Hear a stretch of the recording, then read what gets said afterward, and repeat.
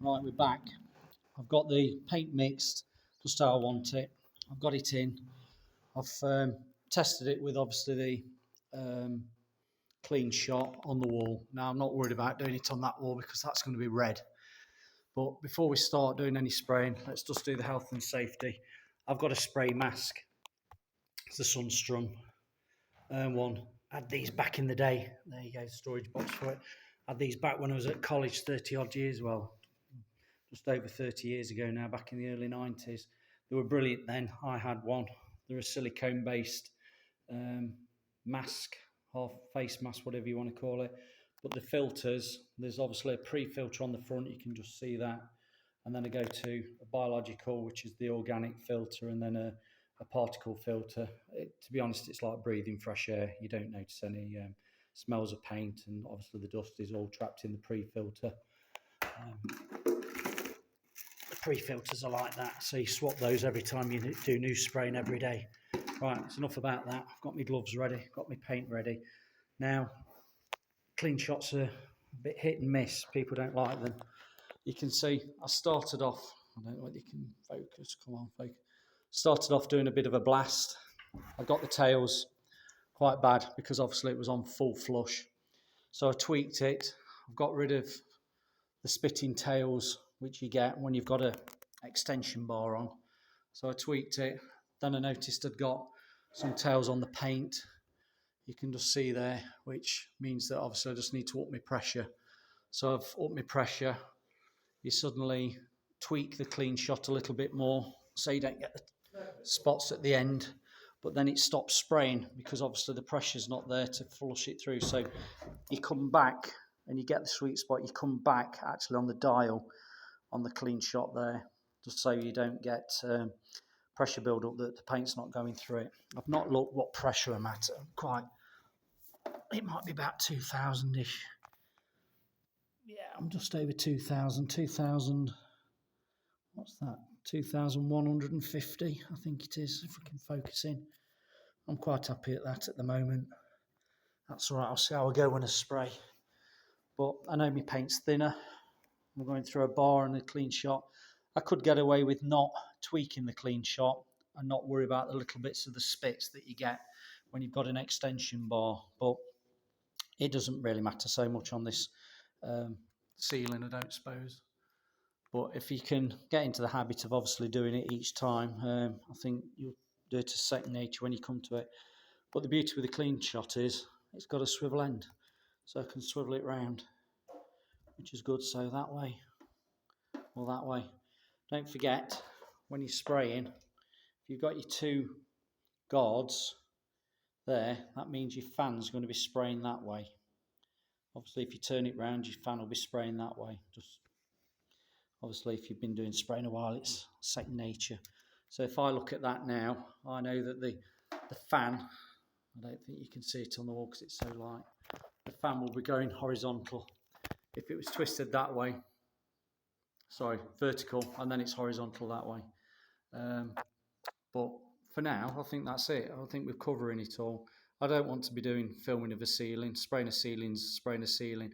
Just remember when you're doing it, I'll come back to show me so you know I'm still here.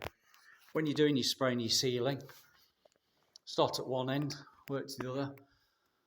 You've got I'm only using a 5/16 spray tip, which that gives you roughly about a 10-inch spray fan pattern.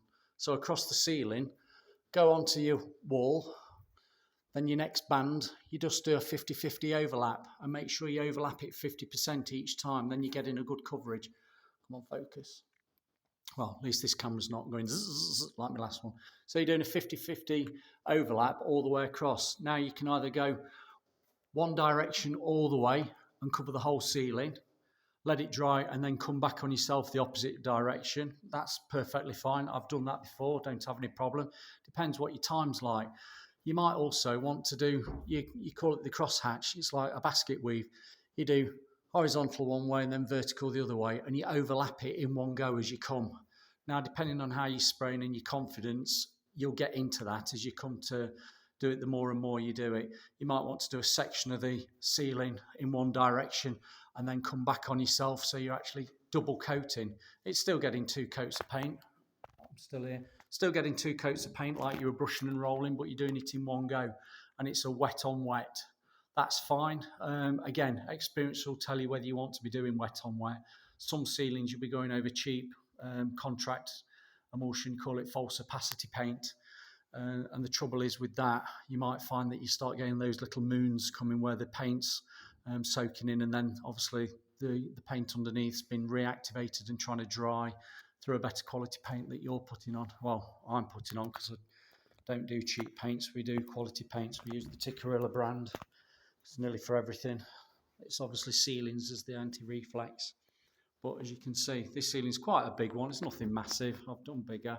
But it'll be a nice one just to spray, doing a 50-50 overlap, trying to do 2 coats in one, so it'll be one way and then the other, cross hatching it, and jobs are good. And if it does dry off and you can see that you need to do a little bit more touching in because you've missed something because you've gone too quick, let's face it, spraying a ceiling won't take you long. You've just got your own time, and obviously the materials, you can soon whip over it again if you're not happy with it. But again, time and experience will come, and then you'll do a ceiling and not think anything of it.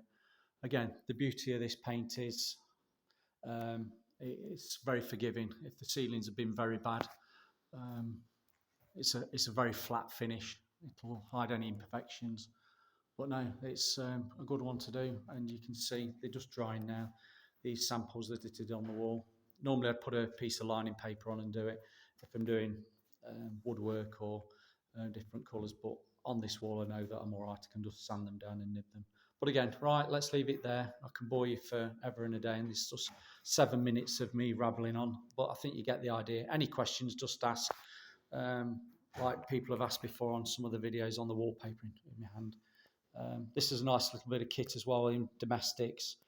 You can just use the amount of paint that you need in the hopper. It's only a 7.5 metre hose, so nothing too big to be getting tangled up on. It's ideal. We have got bigger ones for bigger jobs, but for inside on private houses, it's ideal. It just plugs straight in. So yeah, thank you for listening. Over and out. Bye bye.